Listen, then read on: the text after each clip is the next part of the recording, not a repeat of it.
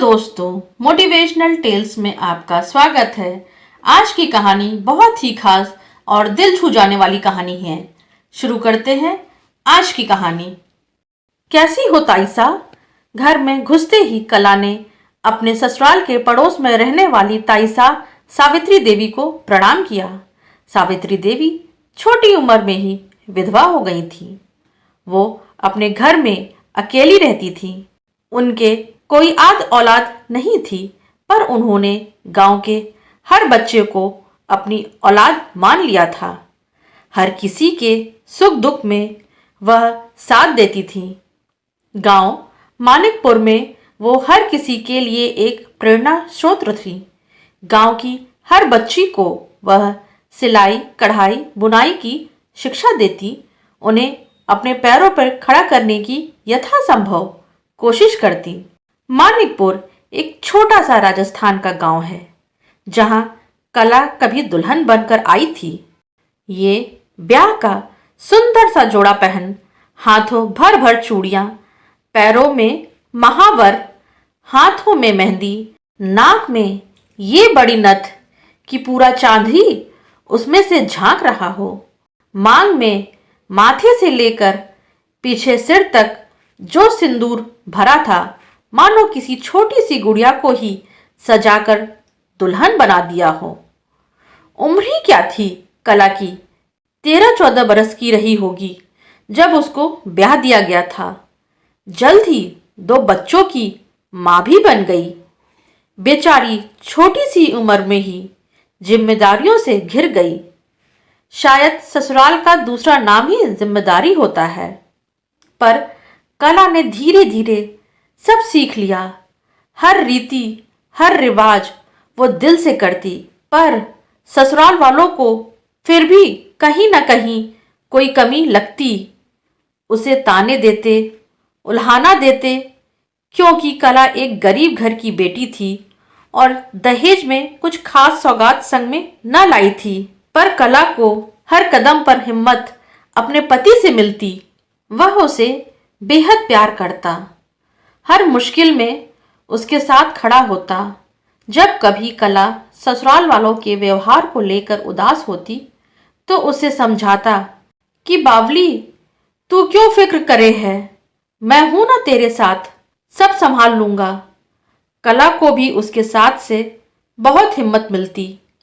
वह अपने पति से कहती कि यह मेरी मांग में जो सिंदूर है, वो एक सुहागन की निशानी ही नहीं, मेरी तकदीर है कि आप जैसा पति मिला।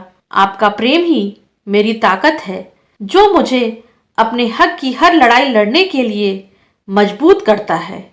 एक दिन कला करवा चौथ से ठीक पहले अपने पति के साथ शहर जाने के लिए तैयार हुई।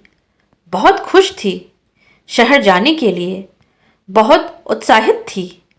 उसने शहर जाने की खातिर बहुत सुंदर सा लहंगा चोली पहना, राजस्थानी जूतियां पहनकर तैयार होकर जब बाहर आई, तो उसके पति ने कहा, कला, आज तो बहुत चोखी दिखाई देती है, पर आज तूने यह मांग में सिंदूर काहे नहीं भरा?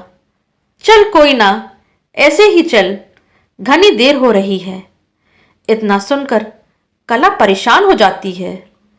अपने पति से कहती है, बस 2 मिनट ठहरो आप, मैं अभी सिंदूर लगा कर आती हूँ। किसी ने घर में देख लिया तो मुझे लाख बातें सुनाएंगे, और सुनो जी, मुझे भी बिना सिंदूर भरे अपना श्रृंगार अधूरा लागे है।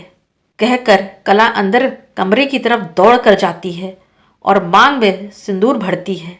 जल्दबाजी में उससे सिंदूर की डिब्बी गिर जाती है। उसका मन अनहोनी से भर जाता है। वह अपने पति से कहती है, आज नहीं, कल चलेंगे, आज मेरा मन अच्छा नहीं है। इस पर उसका पति कहता है, क्या सोच विचार में लगी है, ये शगुन अपशगुन कुछ नहीं होवे, बस अपने अपने मन के वहम भर हैं। वो हाथ पकड़कर कला को बाहर ले आता है और शहर जाने के लिए निकल जाता है। कला के मन की शंकाएं आज सही साबित हो जाती हैं। रास्ते में उसका एक्सीडेंट हो जाता है। कला को भी काफी चोट आई, लेकिन सबसे बड़ी चोट उसके दिल को लगी। उसकी मांग का सिंदूर आज मिट चुका था। उसका जीवन साथी उसे बीच मझधार में छोड़कर जा चुका था। कला टूटकर बिखर गई। ससुराल वालों ने उसका साथ ना दिया। हर इल्जाम उसके सिर रख दिया। उसका जीना मुश्किल कर दिया। कला ने अपने आप को संभाला और अपने बच्चों की खातिर वो जिंदगी को नया मुकाम देने के लिए शहर चली गई। कला आज बहुत दिनों बाद अपने ससुराल मानिकपुर वापस आई। कला को देखते ही सावित्री ताई सा बहुत खुश हो गई। आगे बढ़कर उसे गले लगा लिया। कैसी है मेरी छोरी? कितने दिनों बाद देख रही हूं। मुझे तो लगा कि शहर जयपुर जाकर अपनी ताई सा को बिल्कुल ही भूल गई तू छोरी। मैं मारे मन में सोचा करती थी अब तो तू शायद मेरे मरने के बाद ही आवेगी मेरा चेहरा देखने की खातिर। सावित्री देवी अपनी बात पूरी भी ना कर पाई थी कि कला ने उनके मुंह पर हाथ रखते हुए कहा, मरे आपके दुश्मन ताई सा, आप तो हमेशा बस हमें सही राह दिखाती रहना। थारे आशीर्वाद की छत्र छाया हम पर यूं ही बने रहवे।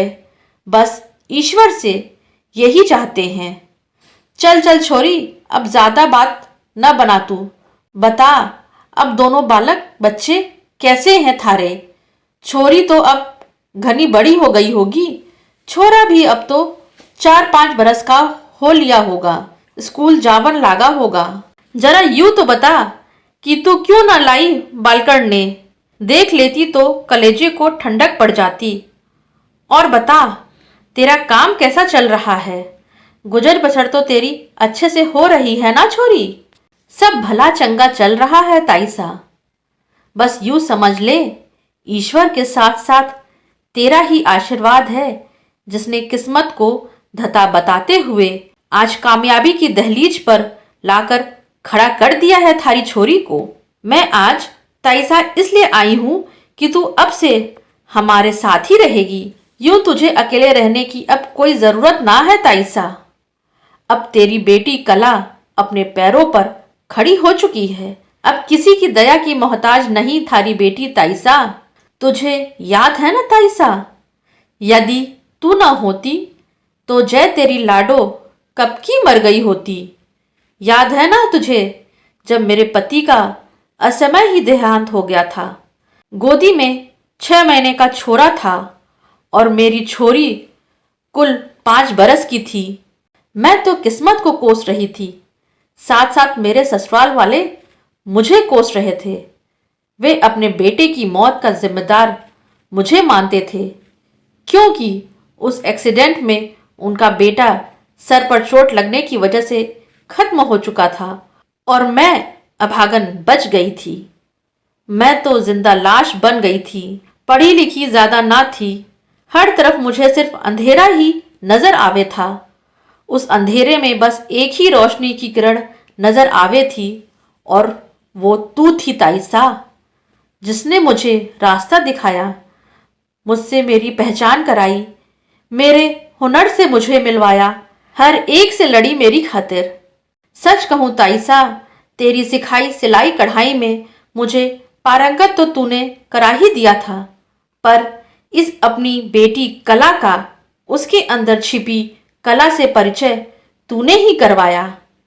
आपने एक हिम्मत दी और एक स्तंभ बनकर खड़ी हुई जिसके बल पर आज मैं जयपुर में एक छोटा सा बुटीक खोलने जा रही हूँ, जिसकी नींव मैंने तेरे दिए आशीर्वाद स्वरूप उन कुछ रुपयों और तेरी सिखाई कढ़ाई की बदौलत ही डाली है। मैं तो अंधेरे को ही अपनी किस्मत मान चुकी थी ताईसा, पर तेरी प्रेरणा से ही आज अपना वजूद पाया है। बस अब तू चल मेरे साथ ताईसा। उस वक्त मैं मजबूर थी, अपना ही आसरा ठिकाना न था, पर आज तेरी यह बेटी तेरे आशीर्वाद से अपने पैरों पर खड़ी है। और फिर तू भी तो यहाँ गांव में अकेली ही रहती है। अब तेरी ज्यादा काम करने की उम्र भी ना रही ताईसा। अब तू चल मेरे साथ, चल कर तेरी बेटी के सावित्री कला बुटीक को संभालना। तेरी बेटी को आज भी तेरी जरूरत है ताइसा। सावित्री कला बुटीक नाम सुनते ही सावित्री देवी का हृदय भर आया। उन्होंने कला को अपने गले से लगा लिया। आज किस्मत को पीछे छोड़ दोनों अनाथ से सनाथ हो चुकी थीं। बेटी को माँ की छत्र छाया मिल गई और माँ को बेटी और उसका खुशहाल परिवार। दोस्तों, आज की कहानी अगर आपको अच्छी लगी हो तो इसे लाइक करें, कमेंट करें, अपने दोस्तों और परिवार के साथ शेयर करें। चैनल पर नए हो तो सब्सक्राइब करना बिल्कुल ना भूलें। Thanks for listening.